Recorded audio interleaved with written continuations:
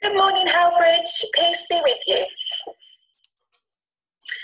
Now today we are looking at how we can spread peace around the world.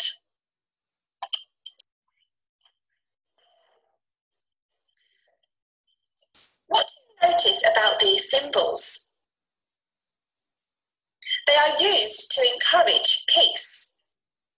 Although many people talk about the need for peace, it is actually very difficult to maintain peace. Like in Pastor Will's assembly, the Bible speaks about the fruits of the Spirit. Christians believe that this refers to the attributes that should be seen in their lives if they are following God. There are 9 fruits of the Spirit: love, joy, peace, patience, kindness, goodness, faithfulness, gentleness, and self-control. Most people would agree that these are good qualities to have in all of our lives. However, peace is hard to keep, have, and maintain. Let's start by looking at what Ralph Waldo, a 19th century American philosopher and poet, said. Peace cannot be achieved through violence. It can only be attained through understanding. Meaning, instead of fighting back with violence in a situation, try to understand what the other person is saying and where they are coming from.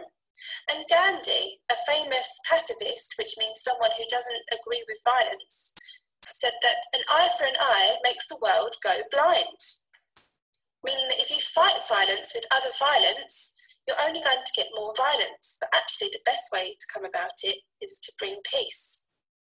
This is a good place to start for talking about peace, because to gain peace is to end disagreements, hostilities, and war. However, to live in a time of peace is something that no generation has really ever known. At the time, it was thought that the First World War was the end of all wars. However, it was just over 20 years later, the world was in another war, World War II. We see pictures daily of wars in different parts of the world and, sadly, terrorist attacks. It is easy to wonder if there will ever be such thing as peace. However, alongside war comes peace. The two go naturally together. When there's war, there's protest for peace. Peace can be seen as something to pass on. Sometimes in Christian worship, one section of the Holy Communion service encourages the congregation to offer one another a sign of peace. They're encouraged to shake hands with one another, or perhaps hug one another and pass on the peace of Christ by saying, "Peace be with you," just like we do. Jesus himself was a well-known pacifist, someone who believes in non-violence. When it came to his arrest on the night before his death, just after the Last Supper, he went freely without having to be forced. Jesus' companions were ready to fight for him, but he said, "Those who live by the sword die by the sword," echoing the belief that if you live by violence, it will surely follow you. In Jesus' eyes, peace was so important that he thought that those who strove for peace were blessed. In the Sermon on the Mount, he said, "Blessed are the peacemakers, for they will be called children of God." Here we see the hope that one day there will be peace, because those who use peace in their lives and spread it to others will benefit. It is sometimes easier to retaliate and hit back, but it takes self-control to walk away and take the peaceful route. Sometimes taking a deep breath and counting to 10 can help you to leave the name-calling or nasty comments behind. By maintaining a peaceful response, you place yourself above those who would be violent to you. World peace is an admirable aim and something we can help to achieve. I'd like you to listen to this song and reflect about how you can start to bring peace to the world.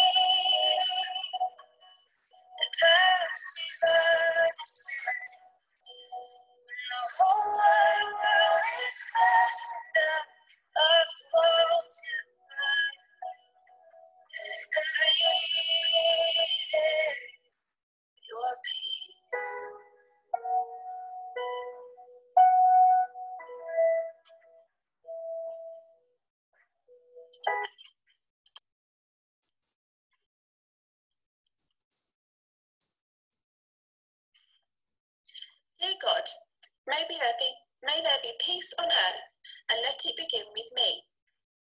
Help me to be slow to judge and quick to create peace. Amen.